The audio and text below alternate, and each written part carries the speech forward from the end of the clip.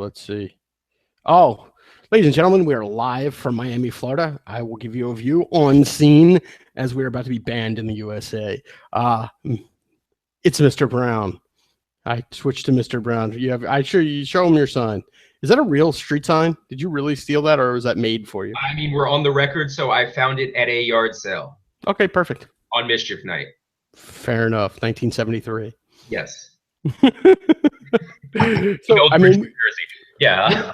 You and I were just doing an interview with what was it? Daily Fantasy Talk. Talking about the DFS players' Bill of Rights. And as the interview was coming to a close, boom, Nevada says no more DFS. And so I don't know what to say. I mean, of course I know what to say. I just want you to say something before I ran my mouth a lot last night. It's nice to have Jake back to talk to. So what do you think? What's your first impression on this? Won a lot of money on this if it was a money line offering. That's my initial thought. Yeah.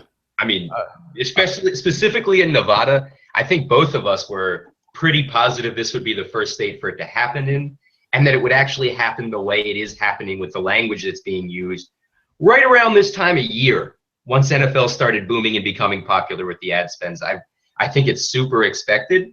So I'm not surprised at all. No, I mean, I'm not surprised either. I mean, I'm not surprised in the least bit. I mean, we talked about it last week and we said, okay, New Jersey and Nevada are the most likely to do this. I mean, you have to remember that they're also the only two states I think Delaware might have. They have actually internet gambling. So like they have internet gambling and they have the means in which this would actually be regulated and legalized. So it seems silly to me that if you have a legislature that's going to say that this is gambling, which they absolutely are, we can have a semantical argument, but when you get into an actual court of law, it's gambling. So you're in Nevada, done. It's like you're going to need to be legalized and regulated. So I'm going to try to bring up the law, but what I just thought about? What about live finals? Oh yeah, I just retweeted that, didn't I? Yeah, they're gonna have to move their live finals because that's an event for money that's paid out based on that day's results, right? Yeah. So no more live finals there, and we'll see how what's most interesting and what's probably on your mind is what's done with the money that's for travel and for the expenses. Is that NASCAR live final happen to be in Florida by any chance? What's that? A lot? No, it's in the NASCAR is in Miami. The next two DraftKings ones. The NASCAR one is in Miami. You said, right? Yeah. So if Florida were to make it illegal, we'd finally find out what that $38.50 was actually being spent on, because it's a hell of a lot more than a hotel room and hookers. Yeah, well, I mean, this is in Miami. All right, well, I'm just not going to comment on that. There's a lot that could be said very quickly right there about that. But I didn't think about the live finals when it first hit me. It was like, okay, obviously this would happen. They are losing a little bit of business, but the casinos were the ones who were in a place to potentially gain from this. They're the people who already have the infrastructure. They already have the licensing. They already have databases. Like building a DFS site is not hard or expensive. The hard parts and the expensive parts are to do it in a regulated environment where you have to do age verification, geolocation, all this shit. Guess what? MGM Mirage, or whatever they're called today, does it. Caesars or whatever they want to be called today does it. Amaya does it. They're going to push, and they have way more lobbying power than in a state like New Jersey or in Nevada than somebody like DraftKings or FanDuel. So like this is an absolute no-brainer.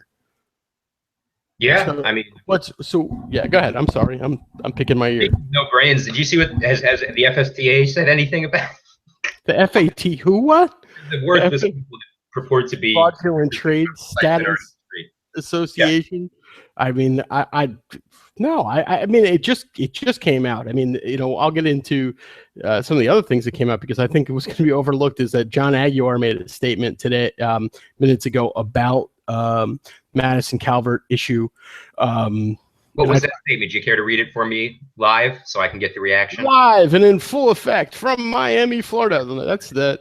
Black robot voice. a deep voice. In the past week, this is John Aguilar's statement. I've been named in 2 New York Times articles about daily fantasy sports. Let me get myself on camera somewhat. No, this is just not going to work. This is why I have a face for radio. I've been named in 2 New York Times articles about daily fantasy sports industry. They have accused me of using my phone to show a stranger non-public player ownership information and advising others on how to play when not permitted. These accusations are completely untrue, without merit, and with respect to non-public information, not even technically possible. While it is incredibly frustrating to have my integrity questioned and my name damaged by these articles, I'm trying to remain patient as I have full faith that the current independent review will resolve these baseless accusations against me. Cool. My response to that, again, you know, there's no point if he says he didn't, which is what this statement is. You can say whatever you want about the man, but we're not going to get to the bottom of it. So to me, it's this sucks that no one else, you know, can collaborate or cooperate. I'm just horrible today. Either side of that, but we're not going to get that information. So what I want him to address is, you know, the not being in the New York Times, but being all up on Daniel Negreanu's Twitter feed for being a quote unquote horrible human being. Well, I'm intrigued to know that story, because that to me, you know, we could get some more interesting answers to. Let me tell you something. I'm not going to sit here and take Daniel Negreanu's word on anything. No, he's a poker star, so it's, you know, a Maya. Yeah, I mean, is it a Maya spokesperson? It's not just that. I mean, some people love Daniel and some people hate him. I can tell you, as my personal experience with Daniel, were always incredibly positive. He was incredibly nice. I shot a documentary 10 years ago called Action Junkies, which maybe we might release next year. He invited us to his home. Never met me before, invited us to his home, did an interview within an hour or 2 hours with my guy. So like, that doesn't disparage John Aguilar. And again, I don't. What's that? It wasn't the same issue, right?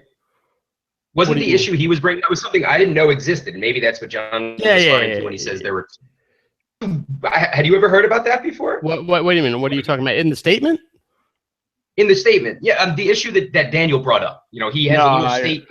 Yeah, that information under review includes a post by John Aguilar, an executive in charge of developing high-volume fantasy players, on a public thread informing players how to deposit funds and play in contests in states and countries where the games are prohibited.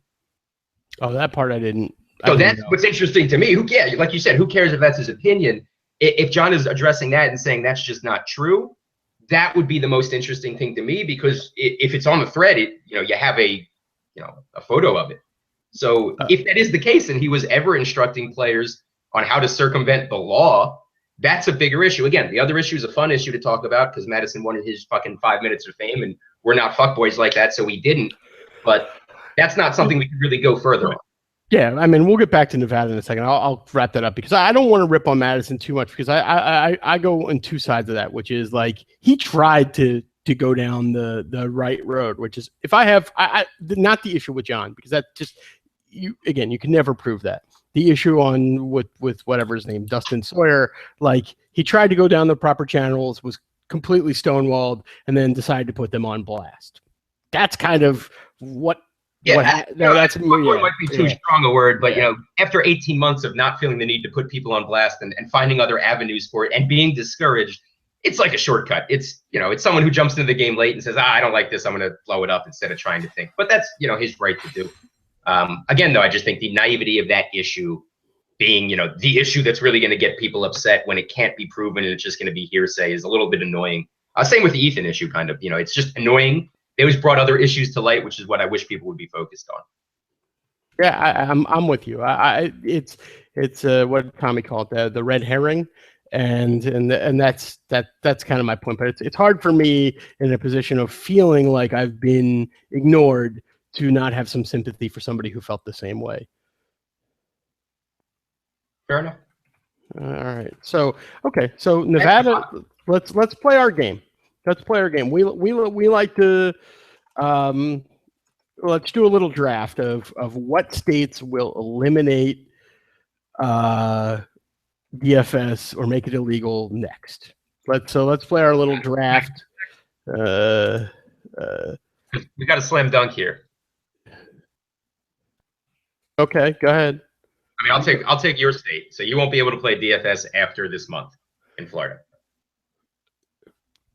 Okay, I think I think you're right. I mean, obviously that those wheels are already in motion. The only thing weird about that is, um, again, like what draft day did, where you can't play you can play guaranteed contests, but you can't play unguaranteed contests. I'm going to go with New Jersey. New Jersey is my pick. After if Florida is a fair number one pick, but I think New Jersey is one A. Really?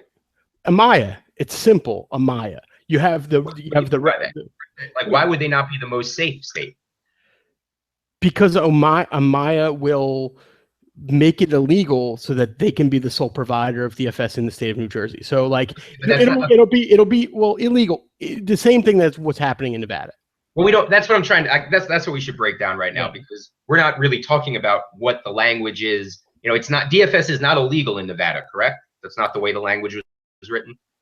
I think it says you can't operate without a license which does not exist. So it would immediately make everything illegal, and the need to apply for a license.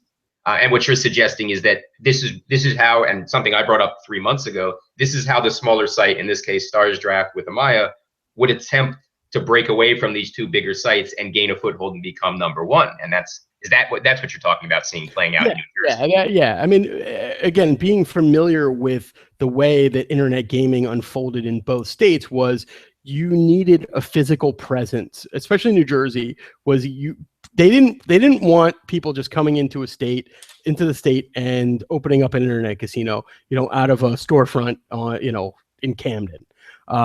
So what the law said was that you had to operate a physical casino to have a license for an internet casino. So what that did was it was supposed to support the casinos in state. That's exactly what I expect to happen with DFS. Now, what happens there is kind of simple, which is not simple, but so DraftKings goes and makes a deal with the Taj Mahal. FanDuel makes a deal with the Golden Nugget or Borgata.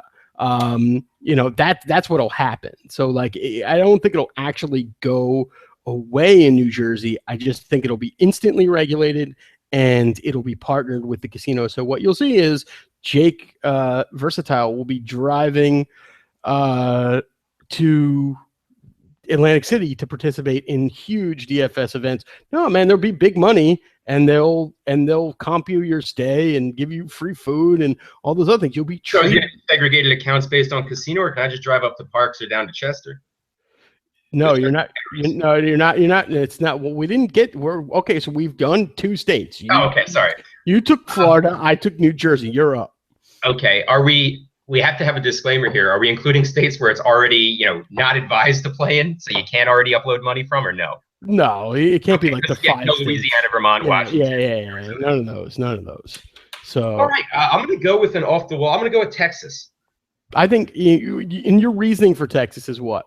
Threefold. It would be opportunistic lawmakers, because you're talking about a state where you know who's going to win every election. So if it's an issue that captivates anyone on either side, you can use it just to separate yourself. But more importantly, I'm looking at evangelicals, and I'm looking at the religion aspect of, as Corey would say, somebody think about the children. And finally, there's no state income tax, which is something that Florida and Nevada have in common with Texas. So they're not making any money all by allowing it. I think that's fair. I'm not sure, again, like what I was saying earlier is that these sites don't make any money. So like corporate taxes are meaningless. So I get your point is that you want to be able to tax the winners off of it. And, that's part of the tax reason. I'm not sure. I'm going to go with, so Texas, the issue with Texas is they don't have any legalized gambling right now. So like, I think their lack of a state board to kind of look to do, like, again, that's what made it happen in Nevada was you didn't have to enact a law. They just basically went to an existing gaming board and said, rule on this.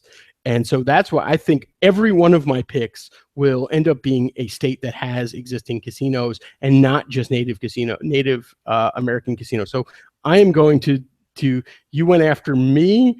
I'm going after you.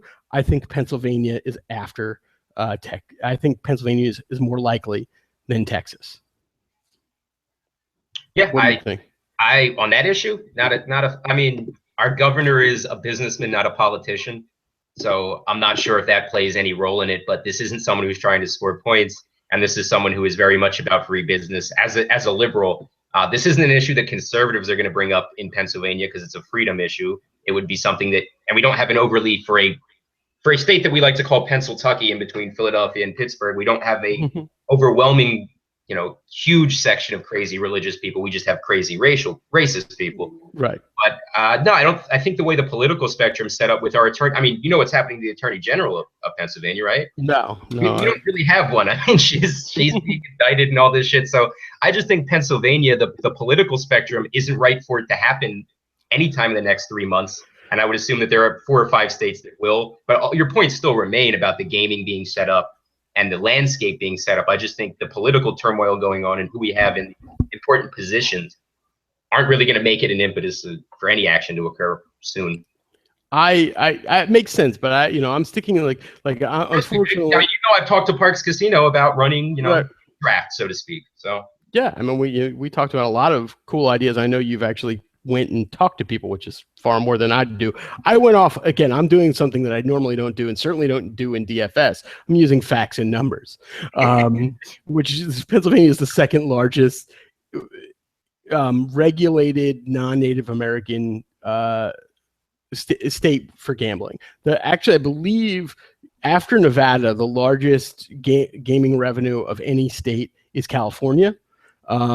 Believe it or not, but it's all Native American. And then I think Florida and Pennsylvania are pretty damn close for second. New Jersey is third. So okay, I fired off Pennsylvania. We're gonna go 10 deep here. So I think we're at what now? That's 4. Yes. And stop trying to bring up data like I did already. Bring up data. Well, we've already picked the top 4 largest states with regulated non-Native American gambling are off the board right now. And the next couple are, then I would guess that one of the next in the top 3 after that would be Louisiana, which is already off the board. Yeah, it's 4th. I'll take New York. You'll take New York. Yeah. Why I would refute New York is because they have some sort of gaming board, because there are some form of casinos there. I don't know if they're Native American. I don't know about what's going on like at the raceways and stuff up there. So that's sure. But I just think they got to be a little bit pissed. I mean, Belmont's in New York, right?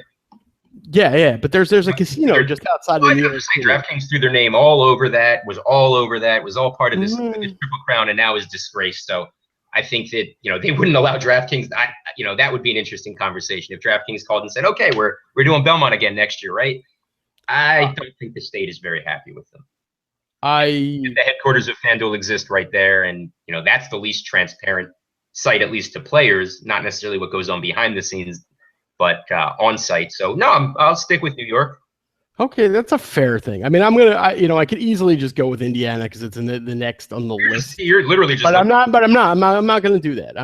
I'm going to go with. I'm going to stick along those lines because I'm going to go with Mississippi. Well, no, but hear my reason. I'm reading the same list as you. I know.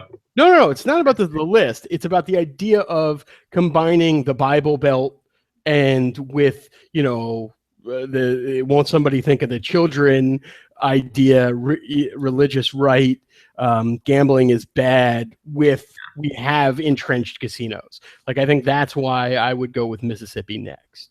Okay. They also just don't have any cities, so at least I don't see a rallying point. Whereas, the Family Forum in Louisiana came to New Orleans, and you have big. You're probably right. I don't know anything about Mississippi politics. I just assume nothing gets done and nothing changes. And the fact that I look at them as a state that doesn't make any changes to federal law or protections whatsoever, I don't see an impetus for them doing shit. But like you said, if the casinos I've been to the what is it, a Harrah's in Biloxi, so I'm aware.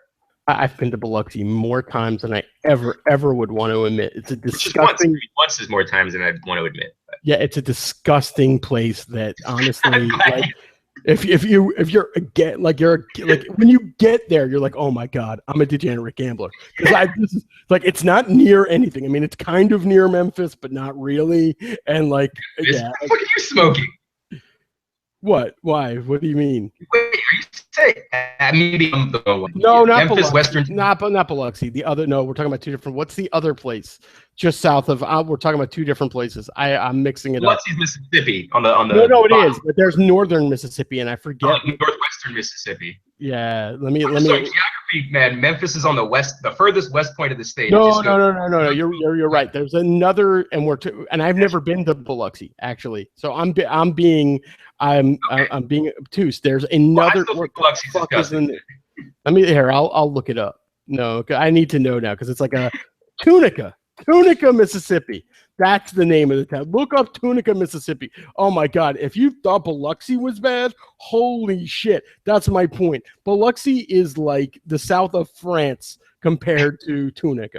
Anything that I had to get off of Route 10 going through or I-10 is bad. I don't want to go in Mississippi. It's a worthless state. Sorry, people playing from Mississippi. No, but yeah, Tunica. Look up Tunica, Mississippi. Oh my God. It's just fucking. Is a disaster. So okay, I'm writing the list down. Let's I'm tweeting it out. Number 1 was Florida, right? We went with Florida. I took Florida off the board, right? Yeah. 2 was New Jersey. 3 was Texas. 4 was PA. 4 was PA. 5th was your pick, right? Where did you go? You went with New York. New York. You went with Mississippi in response. 6. Oh, I can't do 5 twice. So we're at Mississippi. All right. So that's I think so. Okay. So you're up with pick number 7. We could have done the reverse snake draft, but yeah. I'll probably go with Michigan. They're not included in one of the 4s, right? They're just only included by one site already. Yeah, I think they're discluded. And this is just about that fact. This pick is based on the fact that states over the last year haven't been really sure where Michigan stood. So if that's kind of been up in the air prior to any of these scandals or any of this information coming out to the public, I would just kind of assume that they're on shaky grounds to begin with. Easy to sell that more gambling isn't needed in a city that is always in hard times, it seems, and they have an MGM hotel. So I would throw Michigan up.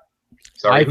I think Michigan is a fair state. I'm trying to go a little deeper dish now because I'm trying to, it's a shame that we can't, because I would like to go with another place that's legal to play, but it's not a state. I'd like to go with Canada, but I think that's going to have to be bonus round number 11, just mainly because I want to piss Near off. You're saying that Canada will be the first country outside of the United States to ban. Well, I mean, you're only allowed to play in U.S. or Canada for the most part on a lot of these sites. I think until the Europe and Asia. You're just saying that Canada would fall before Europe and Asia, I guess? No, what I'm saying is I think Canada will fall before other states. Before federal and everyone in America. Gotcha. No, but like, let's say you're picking them 8th. Theoretically, you're saying they'd be the 8th. They would happen after 7 states. I got you. Yeah, that's kind of my point because I talked to Near about this a little bit, and I'm not entirely sure. I might be a little off on this, but like one of the major issues with poker has been like Poker Stars or other big poker companies have huge footprints all over the world. But like if you play in New Jersey on Poker Stars, you can't play with all the players they have in the rest of the world. It's limited to just that state. So as some of these things come into play, I think that you'll see that Canada will get cut off because there needs to be some sort of international treaty in order to deal with it's legit. Like, it'll look up the stuff about poker. Like, I mean, it really is, because what happens is they get into money laundering and like the transferring of cash. Like, if you were, I mean, that's, by the way, that's how this whole UIGEA thing started. Like, if you wanted to transfer money from country A to country B, you could just dump it to them in a poker game or a DFS match, and suddenly, We're funding terrorism through daily fantasy sports. Yes, exactly. Yes, Jack Bauer is going to be in the fucking FanDuel headquarters like within 15 minutes. Not buying marijuana supported Al Qaeda, playing fantasy sports, man. Oh my god, absolutely! You're fucking killing kittens and angels every time you play. So okay, so I don't know if you went with Michigan. I don't know if Canada is a fair guess, but Take it. Okay, all right. So you're back up. I'm back up. Try to have fun with this one. How about this? I mean, instead of guessing which one, is there any state like? Go ahead and guess. I was going to say, what state would cause the biggest problem if they pulled out that we haven't named? I mean, it's not complicated. I think California. We're just talking about. Yeah, exactly. Yeah, we're just. Florida and Las Vegas, though, are both in the top 5 for states that the operators would not want. Would put them at the end. Save those states because Florida and Las Vegas are 100% of DraftKings live finals. Yeah, but I don't think. I think ultimately live finals. Florida's one of the 5 biggest states, right? Florida. Yeah, I would say that they would worry more. Again, especially considering the stuff that happened with poker, is like you're more worried about liquidity than live finals. So I think they'd happily give up Nevada for Florida or New York or whatever. I think they would happily do that. I don't know what's up with my camera right now. I should switch back to you instead of doing it live on air. Should I be worried about Florida doing what Nevada did? We're doing this show. Florida will. I would bet that the money line is minus for Florida not being a DFS friendly state before 2016. I would take a minus 110 line on that. Well, the issue I'm with Vegas. Sorry, the same as Nevada. The same language used. Not illegal, but needs to be. No, I think it's different in Florida because of the fact that there isn't like a gaming board that's going to get involved. I think it's totally I think it's different. It's like if the big land-based casinos in Florida are run by the Seminoles, and the Seminoles are in negotiation right now with the state to extend their agreement. So I don't think they're going to be in place to put the pressure on the state to do that. So I think already exists though. Like, what's that? Isn't Florida ground zero right now? It could be like, I mean, that's but like, I think like it's almost like Jason Robbins putting his arm around Ethan. It's like, we can't pull out of Florida because it would be admitting too much. Oh yeah. They cite. I don't think FanDuel or DraftKings can voluntarily pull out of any state at this point.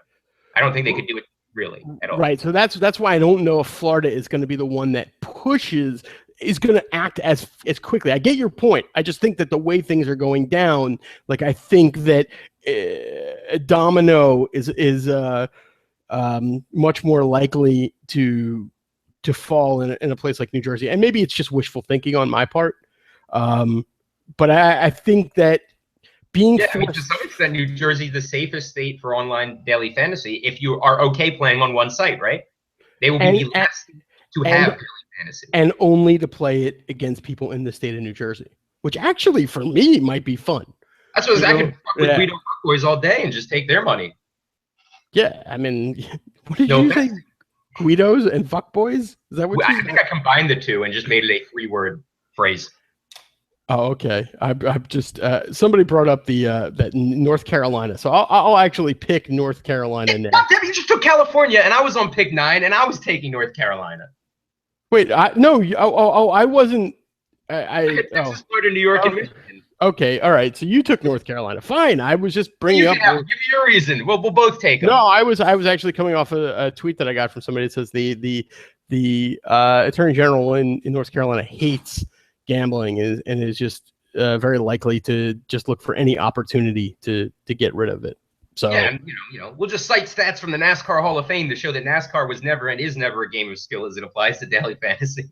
Oh God, that to me is You had fantasy draft do horrible last year when they opened in California and North Carolina. They're doing great now. I love them a lot, but that was an issue probably in state when you have all these famous people putting their names on the first big site coming out of your state, and then it just goes belly up for year one in a great place now.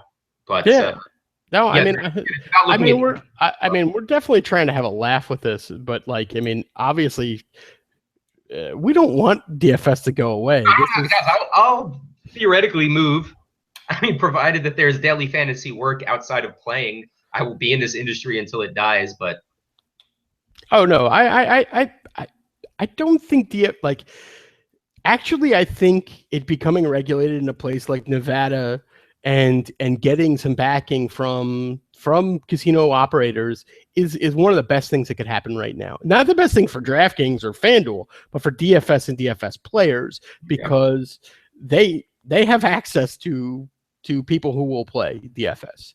And they know how to manage your money and to do a lot of these things that are a problem right now with at the two big sites. I would like to see that, like you were talked about on the interview a little while ago. We talked about Corey's Reddit today and talked about, what was that? I've just blanked as I went to say that to you. The idea of union, like a union of players, so to speak, to put pressure on the sites. I brought this up in the past, not that idea, but the idea of every non-DraftKings and FanDuel site signing a charter together that, you know, this is stuff that we uphold. This is how we interpreted the UIGEA.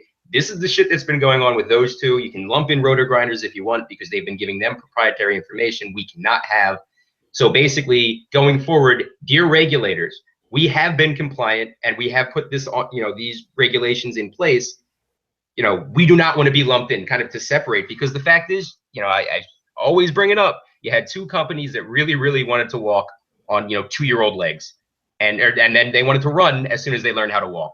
And that greed, that American greed right there, and in Nigel's case, foreign greed that's been fostered by America, that needs to be penalized. And these smaller sites that have our trust for the right reasons, because they've been looking out, because they've put entry limits in place, because they've looked at ways to uniquely create formats that aren't just rewarding 0.1% of the players, it makes sense to me. I mean, the hard part being that Amaya is a bigger company than these other guys, and they have that casino connection. But if they wanted to be a leader, yeah, they should form some charter, some organization that daily fantasy sites remain under the umbrella of, basically replacing the fucking Sports Trade Association, which does absolutely nothing. Sorry, Dave Kitchen. They're useless, and they really help exacerbate all the problems going on right now with their silence, despite being quoted as an authority on everything. So you're not going to get another Dan Bach rant out of me, but fuck the FSTA. I'll do that every day. I'll do that in my sleep, dog. They ain't shit. Yeah, I mean, yeah. Well, I mean, obviously, if they're so great at lobbying and so great at lobbying, I want to say this again so that it gets heard and you don't take it off air. I had more contact in the state of Louisiana with that law and that process than they did, out of the mouths of people who were sitting in the legislature. You're literally banging on the table. Literally banging on the table. But the difference between me and you is, after this, I'll just go out to the bar, hang out with the friends, and not be agitated. So that's what we're trying to work on with Michael Hofeld, so we can do more videos. Tell him you appreciate him and that you love him. Yeah, I got a lot of love today. I got a lot of love. I think, honestly, you being away, Jake was on vacation and he had some medical issues. Yeah, it was bad timing. It was a tough time to be alone on the wall. That much I'll tell you. So strength in numbers definitely comes down. I did get a lot of love, a lot of direct messages from people today saying, we need you to keep doing this, the both of us. And you know, this is the fun part. Like, this is where we have fun, when you and I just get to talk and say, okay, which sites are coming, which states are coming next. By the way, like I was saying, none of us, we don't want this to happen. We you know, again, we did an interview earlier and we talked about like the inability of the sites to know how to do positive PR. They should have flown a group of 50 players to Boston and New York and had a convention. Like, you know, the stuff we were kind of just having fun with, they should have, meeting, if you will. Right. I mean, for pull one fucking ad off of one spot, trust me, you'll get plenty of PR and free press showing that you're actually trying to do something and hear from your players and talk the experience. But instead of that happening, the FBI is talking to players. So they're not talking to players, but the FBI is. Like, this is despicable, disgusting, disgraceful. If it was publicly owned, the CEO would be thrown off by the board within minutes. I mean, it's ineffective all around. They suck. with this issue and with responding to any crises since the beginning of time. Well, yes. Crisis management is the low point of daily fantasy sports, and the propaganda machine over at Roto-Grindr is just basically sweeping things under the rug, deleting old threads that basically show that a small percentage of the industry was soothsaying this shit 3 years ago. It's a bad look. You're no longer able to fool people, and you need to do some damage control. And damage control does not mean right, and it doesn't mean throwing up a $2 let's cure cancer thing in your lobby. Like, we're well past. You motherfuckers, I'm calling you out all the time on air. And sure, I'll get a message saying, oh, you were a little too loud about that, or why did you rip their fucking t-shirt? Second off, I look banging in that ripped t-shirt. You can ask Crazy Gaby. I sent him a little half t-shirt top. Yeah, I didn't want to say it.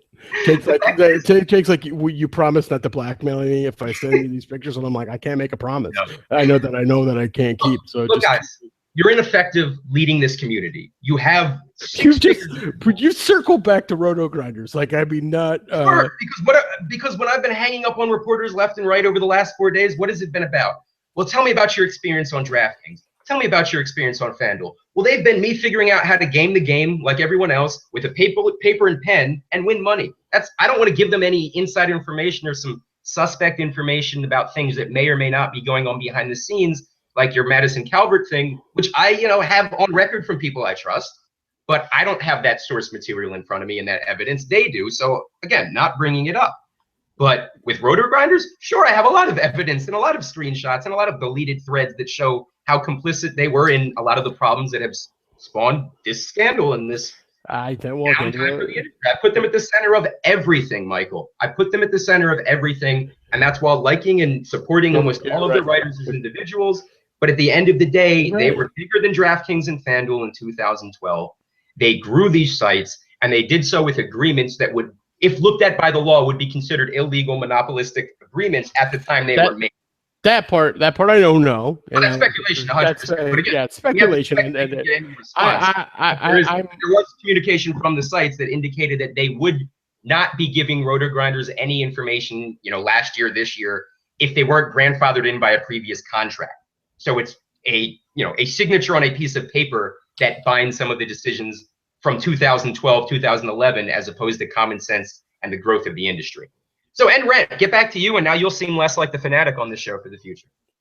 No, I don't mind feeling like the fanatic. I mean, I just, MLB playoffs are in full swing. Double your money in tonight's $10 double up. Contest start. Notification from DraftKings. Sorry, I have $0. Yeah. No, by the way, I played today. I'm trying to kill this. Somebody just sent me a link, but I played PGA today. Like, I played for $56.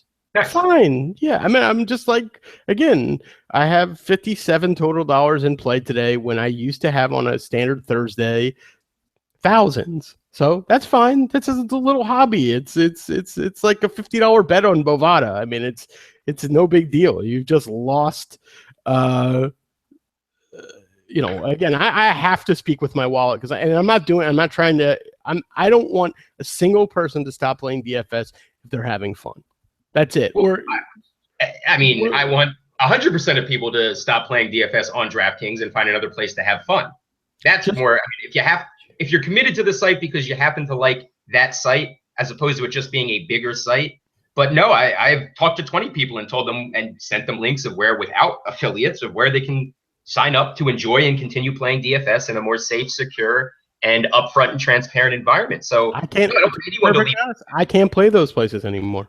Yeah, that's true. I can't play those, especially for golf. $0 of golf, Mike, and I'm a top 60 ranked fantasy golf player according to those bullshit rankings in the world, and I have zero desire, speaking with money, to play on that site, and I can't get that volume anywhere else on golf. So I'm willing to hurt myself in the pocket. Again, it's not about me. I mean, that's what makes this a lot more credible. When I just bellyache, it's totally different than when you're here with me. And I do think that is part of the reason why I was so worn out, because I don't play professionally. So it's very easy for people to strike me down and go, well, you don't do this for a living. And that was what people were saying to me, which is sad, guys. It's sad that I had to follow through on what I was telling you, that I was good, that I knew this stuff, but I didn't have a lot of money. And I had to become a winning player, able to support himself financially, to have my voice even listened to, not responded to, mind you, but listened to. And that's really another issue that drives both of us crazy, is treating, people like lesser people.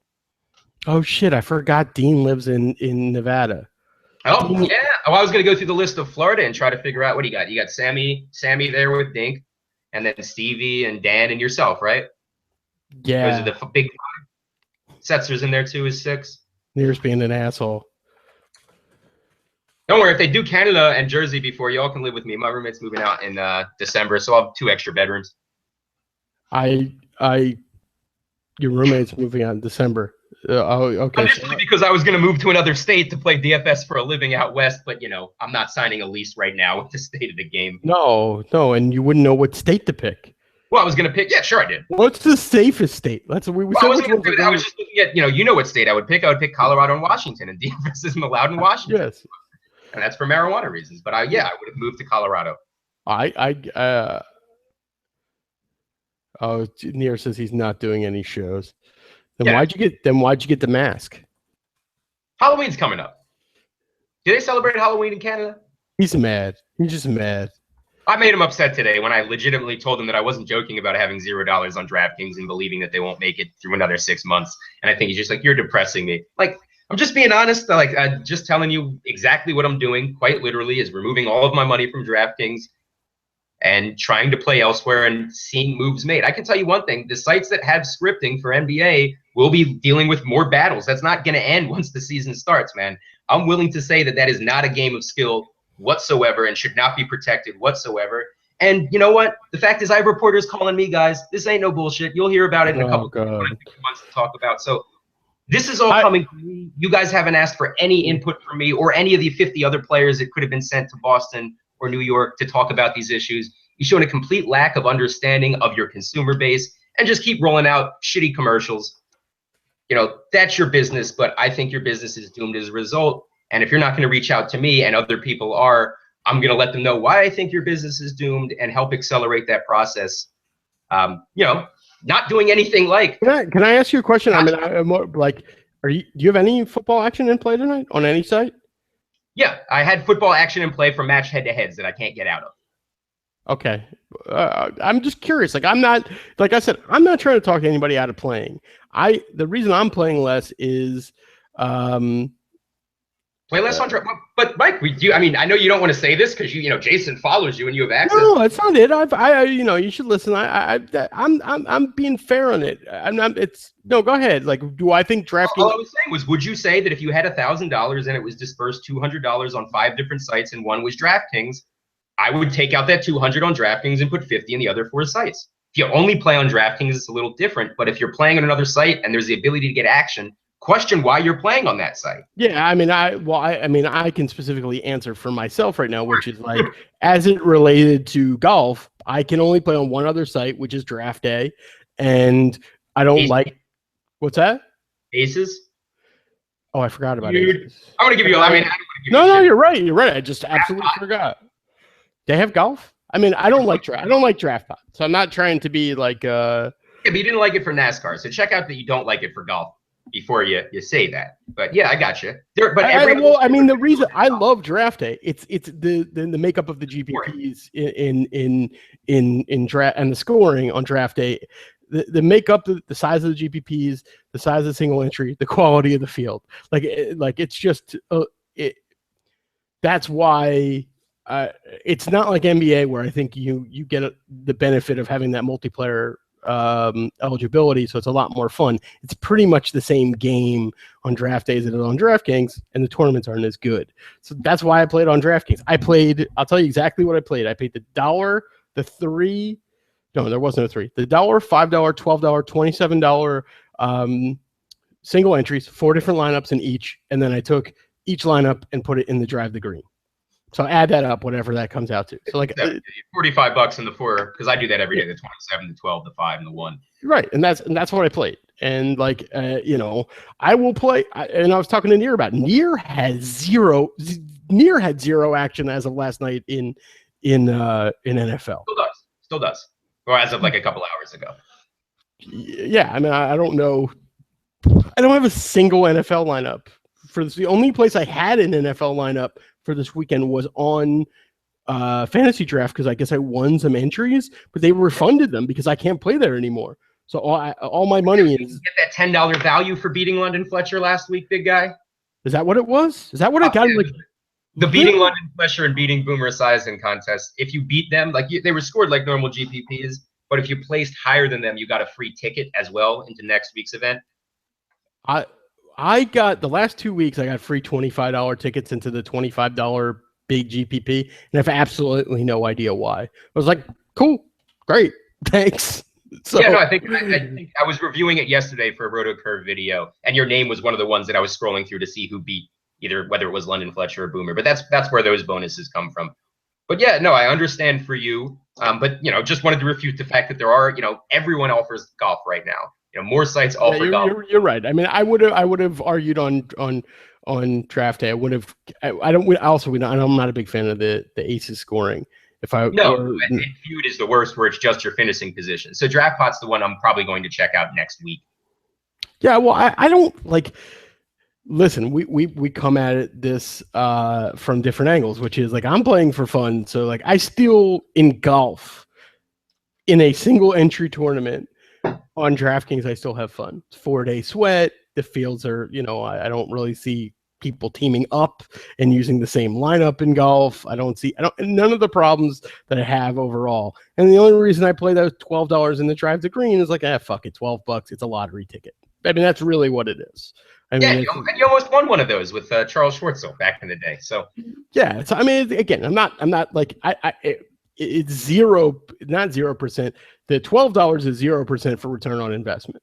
The other ones, I think I can actually put together a decent team and potentially win some money. And I did really well in the single entries, but I didn't play the $50. Like I'd been playing the $50 and the $100. I know you played a ton of it of the multi-entry. I was like, I'm not touching multi-entry anymore for anything over like lottery money, like any more than I would spend on a scratch off. So.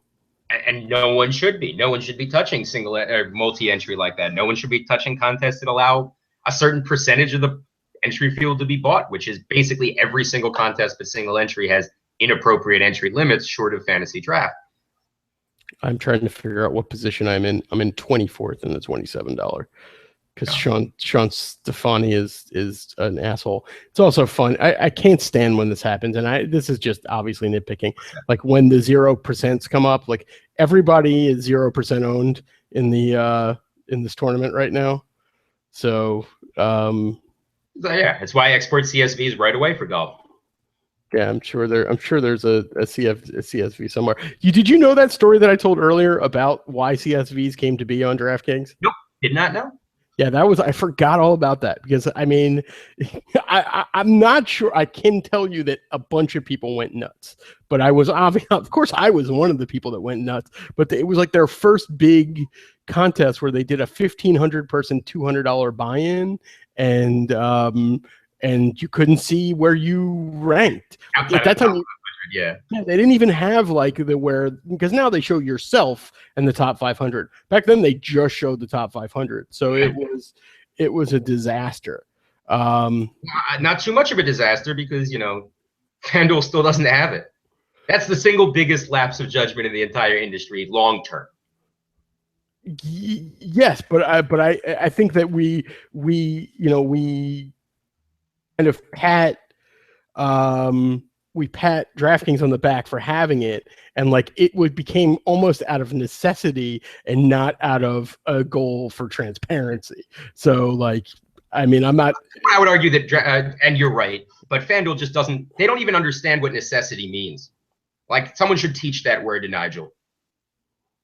I think Nigel's like in a castle in Scotland right now, just like in darkness, like with nepotism relatives who are involved in FanDuel at high levels, and Justine Sacco slipping on some watermelon, cursing at black people. Yeah, they're horrible. I hate them as an entire like leadership group. I do not feel that same way about DraftKings and Jason. I just think that they have more shady stuff that goes on behind the scenes at DraftKings than at FanDuel. So I think that it's. All right, why don't you tell me? Let's go to a different world. Like, who do you actually like? Like, who is like other than Corey? No. Give me like who is a shining example of what DFS should be outside of Corey? Outside of, you mean? Like, who do you Oh, want to point to and go, I like the way this person, acts and the way they're willing to speak up and the way they play. And like, if more people could be like this person, we'd be in better shape. I mean, I know Grant would be one from an operator perspective. Anything he's ever done, he's been very upfront, middling levels of success to high to low. But he's someone that when he was representative of a site, he would not bullshit you. He would work on any issues and work hard to get back to you. A lot of the site, their operators, I don't feel the same way about. I was gushing over being on DraftPot this past Sunday or 2 Sundays ago, being on and only being able to see 8 of my 11 contests. And I was freaking out like, well, I see money that's up there that says I'm winning, but I don't see those 3 contests. Jumped on their little support tab, clicked it. I know they're a small site, so they are their own employees, but it's great to be able to click on a site and be able to have them respond to you on the site, not, get a standard email back and forth. So I think, maybe I'm valuing customer service too much because it is the differentiator in some of these small sites. But most of the people who handle that, Grant would be one. I guess I'm blanking on the name. It isn't Joey who founded DraftPot, but who we brought in to help with that, did a great job 2 weeks ago. So from a site perspective, just kind of people who are willing to communicate. And I don't see that from anyone at the bigger sites. I mean, I was trying to pick on a player because the sites, I think it's like we basically like the smaller sites. Probably, if you can, which I can't do, I'd probably do 75% of the time. Starkwise would be draft cheap. And going through what Petey Christ has to say, thinking about like a year ago, and I had someone bring this up to me recently, which is kind of it was the first time it gave me a little humbling and little, rosy cheeks up here. Was, I remember like a year and a half ago when you were on Twitter talking about multi-entry being bullshit and there being no ability for a, low stakes player to grind up. And that was, Dink and Draft Cheat chimed in at the time. I had never interacted with Dink or had too much of it. I don't think I was close with you at all yet. And that information, it was like taking a step back and realizing that, all right, if I'm yelling at everyone and everyone's just saying you're an idiot, and then 2 of the top names that I recognize are saying, all right, listen, we're willing to talk to you about this. So like that in and of itself, the ability to not immediately dismiss, but perhaps he had looked at past contests and seen, this is someone who's been around for 6 months, a year, not doing this for a living, but isn't putting up horrible lineups or scores, and took the time to talk. He's someone who's been wrong and been right and been willing to backstep when wrong, which I think is the single biggest personal failing. And I, again, should go back to Tommy on this. That wasn't really meant to just be a Tommy thing. It was something that I think, everyone in our industry, not really myself included, which isn't a smart thing to say on air, but has a problem with not being able to admit when they're wrong. If you can give me the facts that show that what I said was wrong, I'll put my hands up, I'll pat my chest and smirk like an asshole Donovan McNabb and tell you that my bad is me. It's me, guys. But I haven't seen that from anyone outside of Draft Cheat amongst the main players. I mean, I haven't seen it from Corey, but Corey's also someone I would really have to drill because I don't know if he makes that many mistakes when he's stating things as fact. He is a hyper intelligent guy, but Draft Cheat's someone I love who's on Roto Grinders.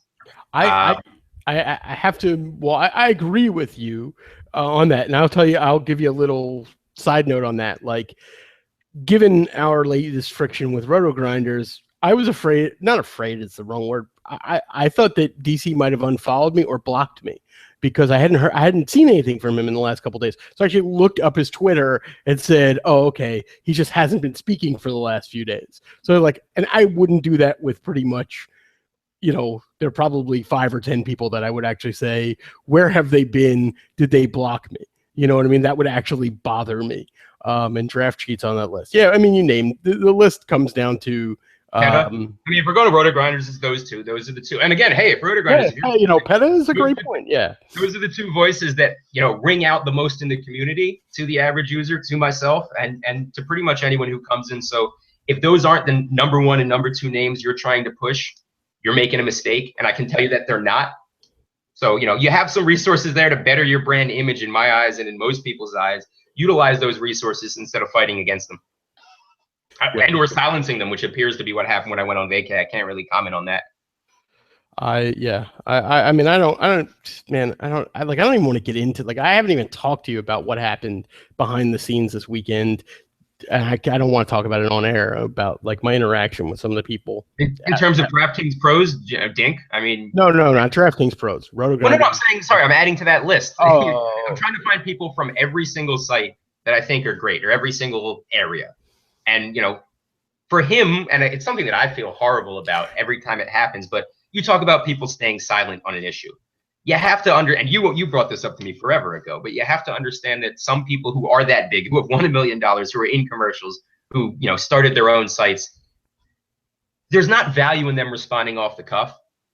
And I think with most of them, you might not get a response at all. But with someone like Dink, you're going to get a very good response about 48 hours after any issue happens.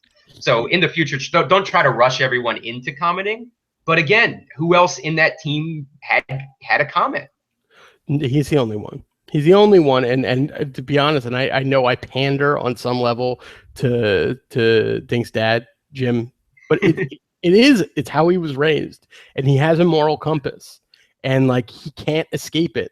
I think even it's, you know, on some level that's why he and I are friendly, is that oh my God, this is crazy. I just got a DM from Dink. Like literally, I don't even have any idea. Mike, by the way, Mike thinks that everyone on Twitter has our Twitter password. No. I know it. I don't even get into my whole I think Twitter was hacked type of thing. It's again, some people you're simpatico with. I was about to sing the praises of Dink and I got a message from, and it was just a very positive, you know, kind of, hey, I'm here if you need me. Dink also reached out, and I probably will get back to him about, you know, if the press is annoying you, you know, let me know, and we'll try to weed out what's good press, what's bad press. I appreciate, you know, him and Corey have sent me a bunch of messages. Corey, I apologize for sitting on the toilet for 2 days and not getting back to you. But again, these are top players that want to be part of the solution, but they're in the extreme minority, which is, I guess, encouraged you over the last 4 days. Yeah, and I guess we don't. The reason I don't constantly bring, like, Corey and Dink are, like, to me, they're like givens. If you want to start any sort of players organization, start with those two, because they've actually been doing this long enough and have the proof in their play and their actions to support their credibility. So, and we also knew they weren't grandfathered into scripting the way other top users may have been to build their names. That's a side issue, but is a big issue. Yes. So, I mean, that's, I mean, I guess the reason this part of the discussion came up is that we get people try to pigeonhole us for just attacking people. And I want to take a second and say, okay, these are the people that are good people. And you brought up PD Christ, who again, it's another person I feel has a very strong moral compass. And like, he would like to escape that at times, and he makes fun of himself about drinking and living in his mom's basement. But like, he can't shut up when he sees an injustice. He just can't. So like, those are the people I love. It's like they know biting their tongue is the right business move, but they can't do it.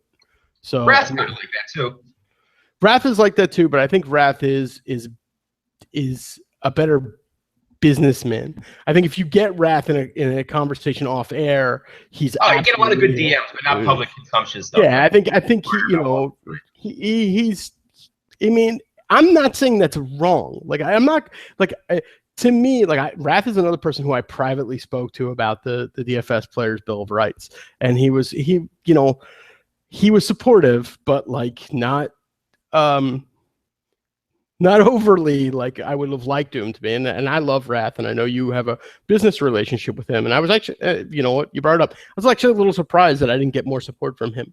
And maybe there was more behind it. Maybe it was just the fact that, like, at that given time, we just went too hard at specific people. I mean, I got praise from him for that. Okay, maybe I just caught him at the wrong time. But I've been going and telling people not to message me. By the way, when we're talking about casinos being licensed for DFS, possibly, that's who we should be talking to right now. Las Vegas, the governing body in charge, give them the Bill of Rights. That needs to be part of their license. That's how you really get it ingrained. If one casino takes that on and says, this is the responsible way to play daily fantasy sports, we'll go by this, leaves the sites in states that are legal to operate looking like assholes. There's something I wanted to bring up, and I don't know if I should bring this up on air because it's just like the other shit that. No, I'm not going to bring it up. I'm going to bring it up off the air. I was going to talk about like the job offer, the Job offer. not job offers, like the test balloons that were floated in your direction this past weekend that we never got to talk about. And I just like let's just say that like people are not above trying to buy people's silence, in my opinion. So I don't know the facts. And again, if I'm not willing to talk about all the shit that I'm hearing behind the behind closed doors, I don't know if I should ask you to do the same. So I honestly haven't heard anything in the last 5 days. I've been away, and I'm just trying to react. Okay. But if you have questions, you can ask me them off air. No, yeah, I'll ask you off air. Yeah, which is just silly. So you were saying we should be talking to the casinos? Never happened yet. No. Keep going. Yeah, no, but you were saying about the we should be talking to the casinos. Like, I mean, what do you mean? What I mean is that if there's going to be a licensing process to save daily fantasy, even if it's going to kill the industry, we now know, don't we want them aware of the Players' Bill of Rights? We don't want them to be multi-entering in casino either. And that would look really good for the casinos to be working with the opposition, so to speak, to the problems in daily fantasy. And fuck you if you try to say we're just name calling people or opposition to the game. No, I'm basically opposed to the people who haven't lifted a finger to help secure the future of our game, which I believe to be the corporate entity of Roto Grinders, which I believe to be the corporate entity of DraftKings and FanDuel. Those three specifically. The mouthpiece. Well, I mean, you know that I grew up in the casino industry, and I have some close friends in the casino industry, and I'll reach out. I mean, I'll reach out because just honestly to open channels of communication both ways, which is like, what are they hearing? Like, I mean, yeah, you know what? I don't want to go into detail because, like, yeah, people could probably, if they tried to look through my different social media accounts, they could figure out who my friends are, and I don't want to put them on blast. So I won't say where they are or what they do. You know, we've talked about it before. That I have friends who are in high positions at different casinos. Yes. Yeah, and I'll just ask them, and they'll tell me. They'll tell me what they're hearing from the inside, and I'll get back to it.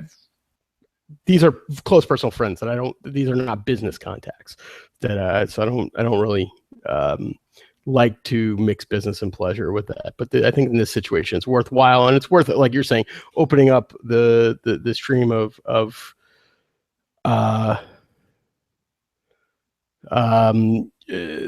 what you call it, the stream of communication. So yeah, it's just intriguing. I mean, I said spies the other day, which was horrible language to use on Twitter. If you're going to follow me to watch what I'm doing, but not interact with me, that seems strange. Like, is that not strange? Is that not someone? I mean, again, you're not a spy. Anyone can find my Twitter history. But when I go and I block 5 people and then unblock them, which means that now they're not following me, and 10 minutes later they're now following me, it means that part of your job for the day or your concern is seeing what I'm saying. And the 3 of you that have done that in the last 72 hours have never interacted with me. And you can, I just don't get that. Like, if you have a problem, or if you're intrigued by what I'm saying, or indifferent, I'm clearly worth your time to be checking up on, but I'm not worth your time to interact with. So that's personally an issue I have. And the 3 or 4 of you know who you are, and you'll probably end up watching this video if you're monitoring my Twitter feed anyway. So please, if I don't follow you, send me a message, or you can do the Tommy G thing and have Mike or Nir send me a message if you don't want to do it publicly and say, can you follow so we can DM? That's fine. I will follow you if you want to be followed, and we can talk. It doesn't have to be public. But come on, guys. You can't cast us as the villains anymore. And I know Davis tweeted at you something that was, true and responsible to some extent, but it's also just filled with naivety about how you would gain access. I'm sure he's never had a problem interacting with, and you haven't, again, with Dink or with Dave or with people that are influential in the industry to some extent. But if he were trying to make a change for the overall industry, he would probably end up in the same position that you are, screaming, specifically knowing that, his hilarious Twitter timeline from 3 years ago was just him cursing at people. I see. Yeah, I mean, I one thing I don't have is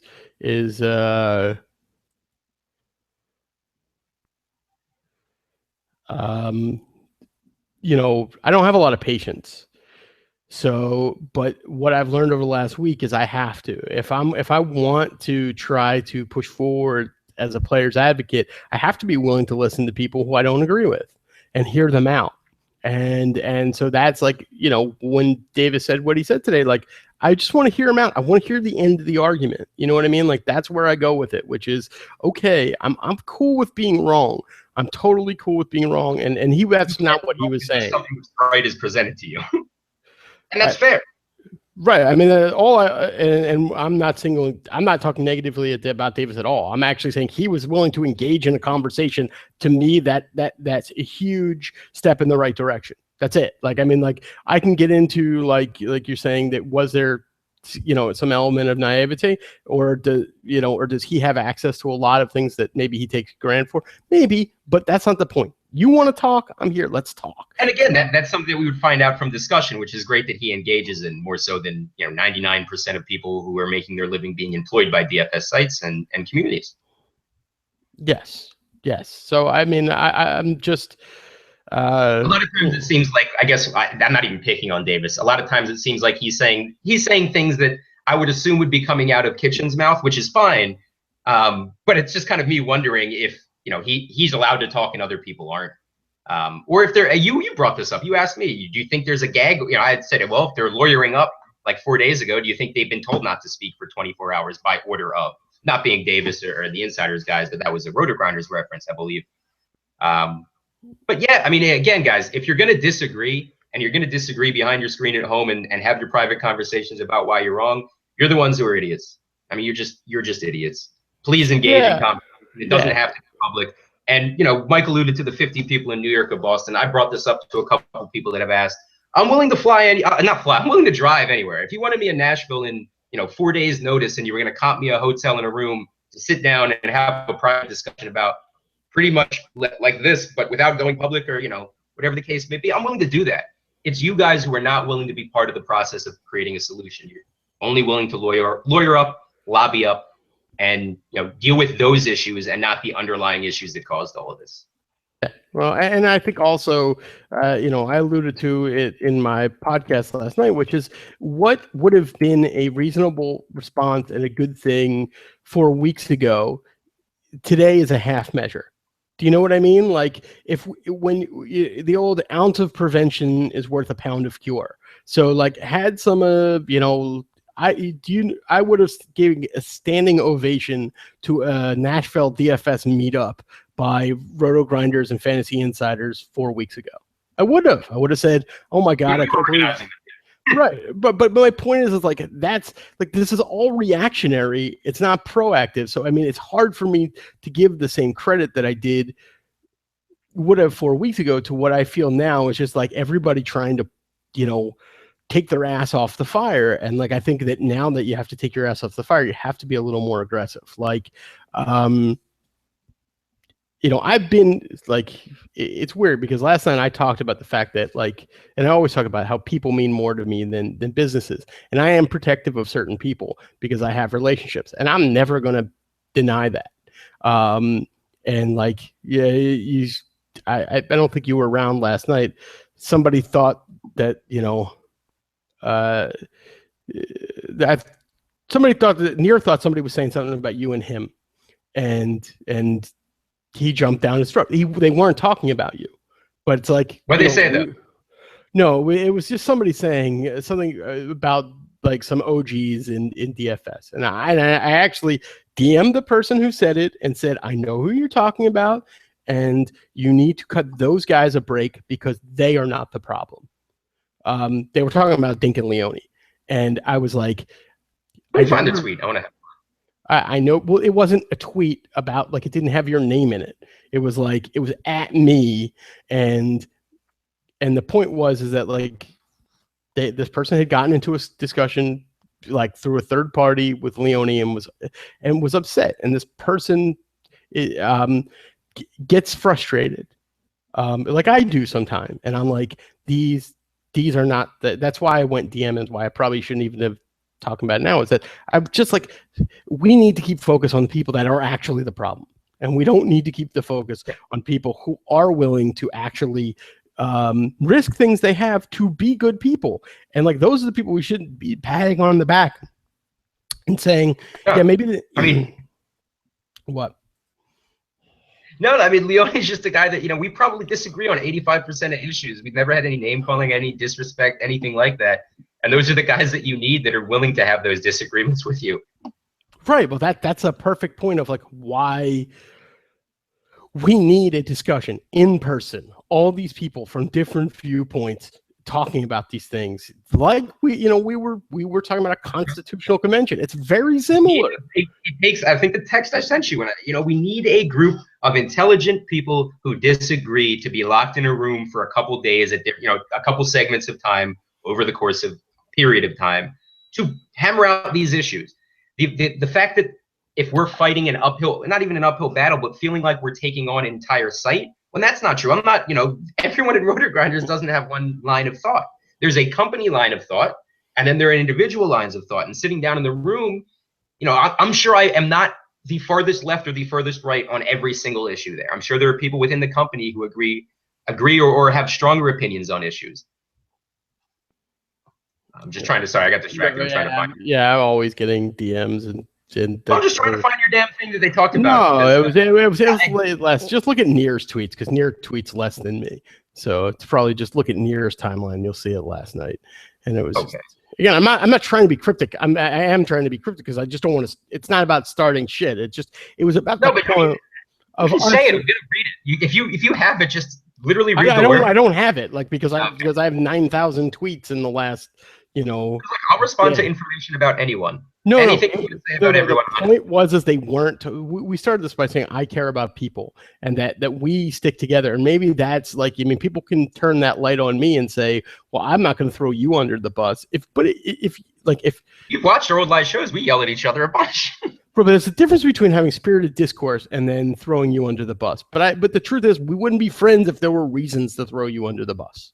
Do you know what I mean? Like, if I found out you were using scripting to scoop heads up games, like, would I go on a show and say Jake was fucking out of line and he was doing something that is against?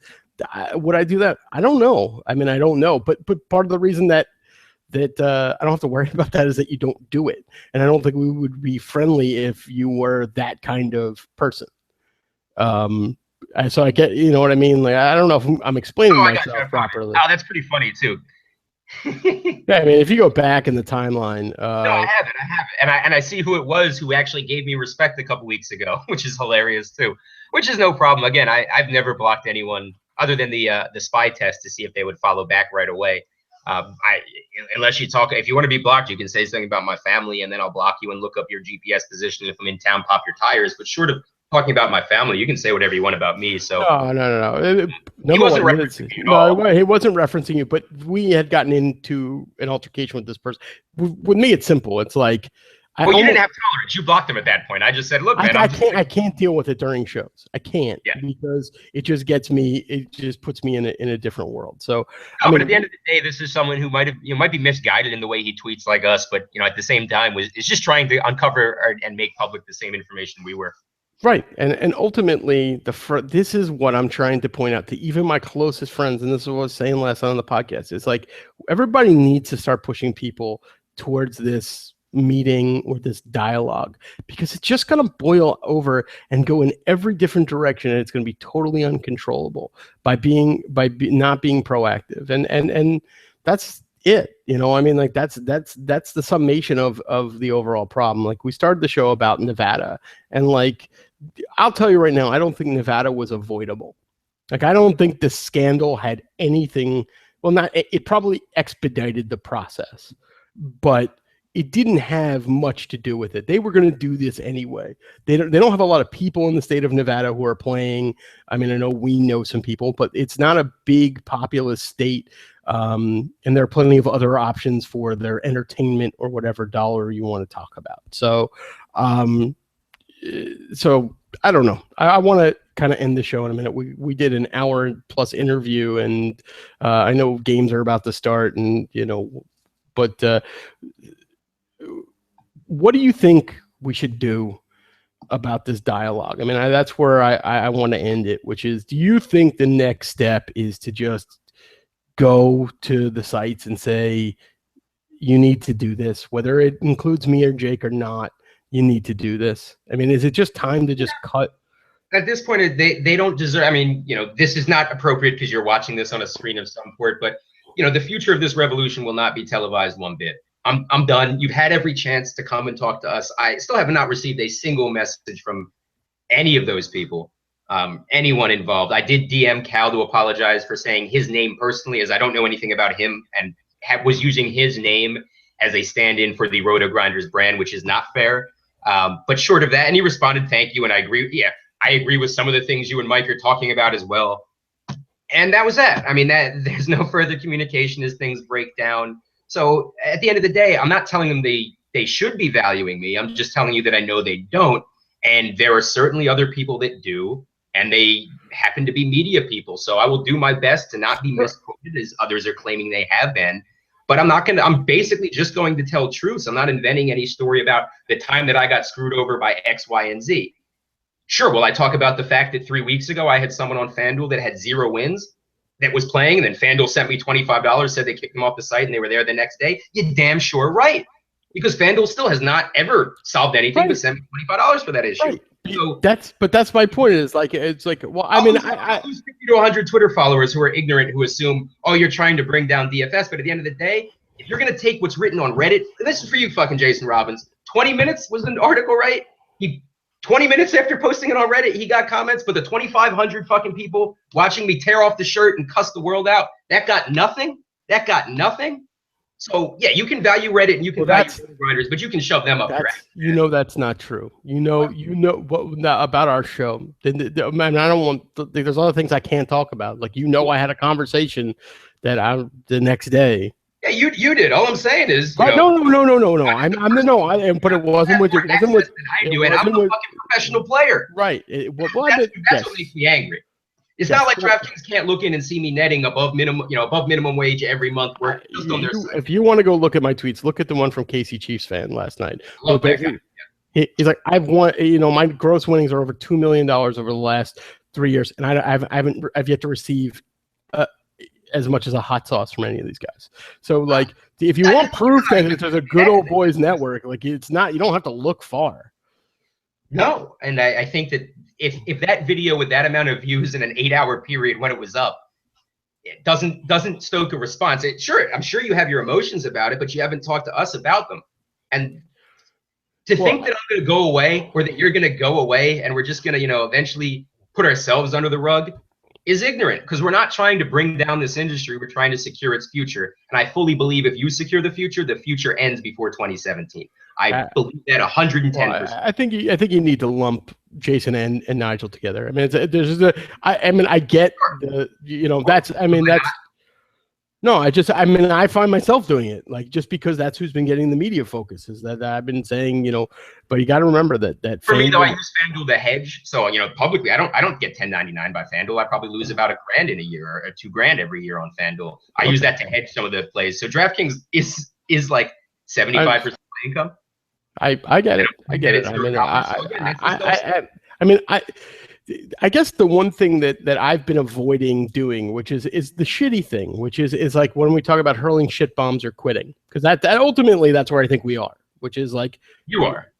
I can't. Well, I am. You're right. You have but for me, I may be forced out of DFS anyway, but because of where I live very shortly, and at that point, I probably will not hurl shit bombs because it will just mean less to me. But if I'm is Dan going to still do his podcast from Florida? I don't know. I personally, I don't. Sorry, I was just making a joke about. No. I know. I just want to, like, you're getting at that point where I'm like, I don't want you to be angry after the show. No. But like the option that I think is approached me is like, I can write Jason and Nigel, and I believe they'll both read the messages and say, you need to do this, or this shit will get out of hand.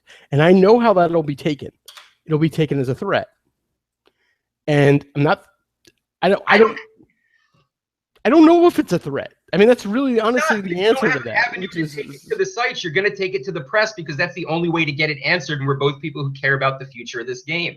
It's not a threat. I've been basically telling you on Twitter that I've been and elsewhere that I've been saying no to interviews. But I don't know how long I can do that when all you're doing is you're up and lobbying up. And the fact is, the answer is no longer. I will be taking interviews and talking about daily fantasy to these people.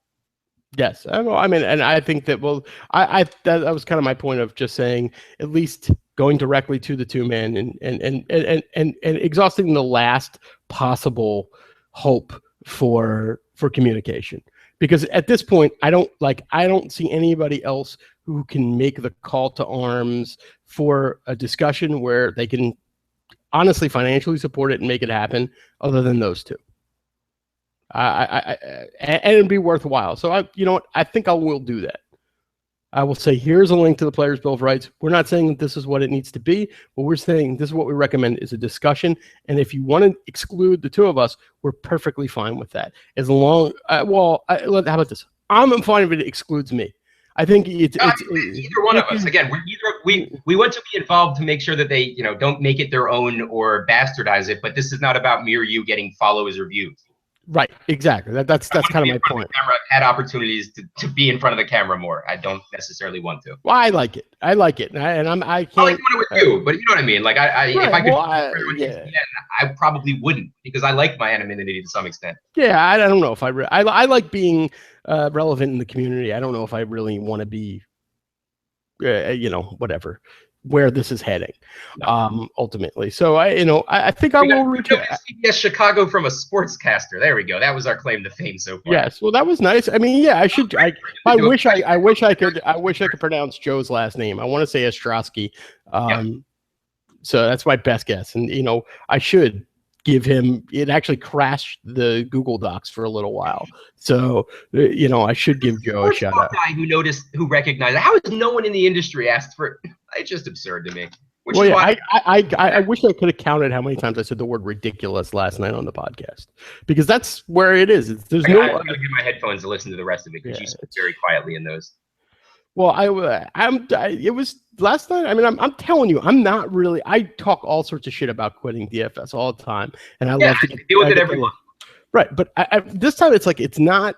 It's completely different, because I'm not really playing. All those other times, I'd have to hold myself back from playing. This is having a chest cold and not being able to smoke cigarettes.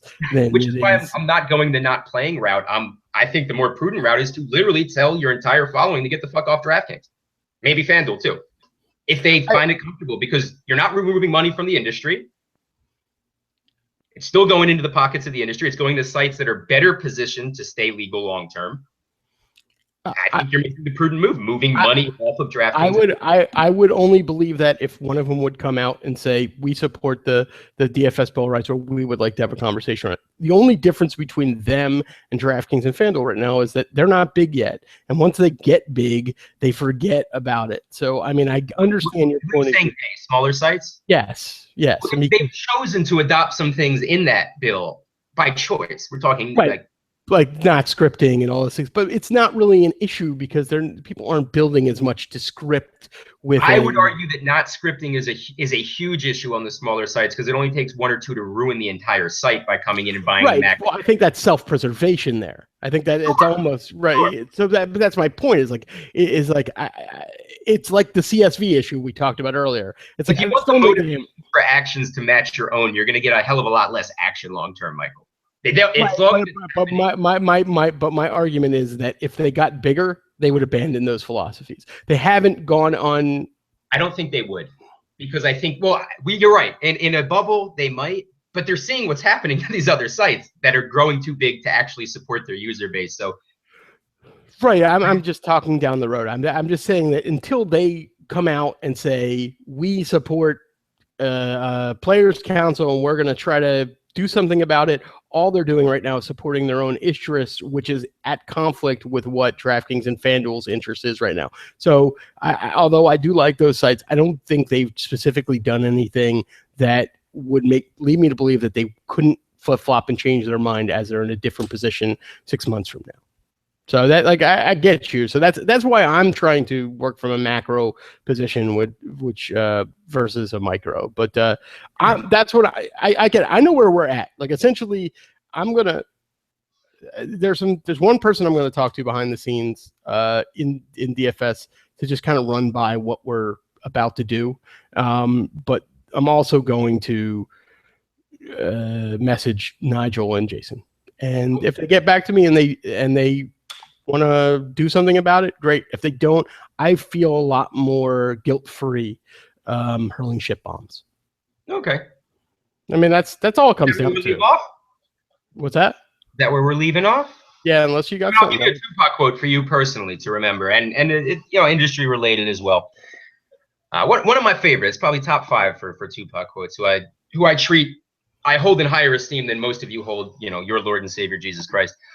There's going to be some stuff you're going to see that's going to make it hard to smile in the future, but through whatever you see, through all the rain, through all the pain, you got to keep your sense of humor. You got to be able to smile through all this bullshit. I agree. I agree. I mean, just keep smiling, because when it doesn't follow you out and you're able to have a good night, you're able to do this more often, to be honest. Yes. Well, I mean, you know more about me than most. I might die on my computer. Oh, not die on my computer. Sorry, my computer might die on me. I don't even want to get into what your T-shirt says. Well, I mean, Israel is real. I was, yes. trolling the world as usual. So I think on that note, like I had actually committed to not doing these shows because but I think tonight we didn't attack anybody. Like we didn't like get personal. Like did we name names? Sure, but I didn't call anybody a fucking cunt or tell them to eat a bag of baby dicks. So like, I think that's a step in the right progress. That's progress. I mean, at the same time, I think me going off the handle in terms of energy at times also helps you to not feel as bad about. No, it's like that. Yeah, I'm with you, but that energy is gone. Like I don't have like they're killing my love of DFS. Like this has killed my. Yeah, I didn't even like DFS to begin with, so. Yeah, so I mean that's but trust me, for pros to exist, we need people who actually love the game and are willing to just part with their dollars. I would actually shout out, make sure to check out Corey's Reddit if you watched us. What I should check out Corey's Reddit? No, I'm making sure to anyone who's listening, make sure that they've checked that out. Oh, okay. I will. All right, man. Well, let's call it a night. I appreciate everybody that watched, and RIP Nevada. Sorry, guys. Smile through the bullshit, fellas. All right, night.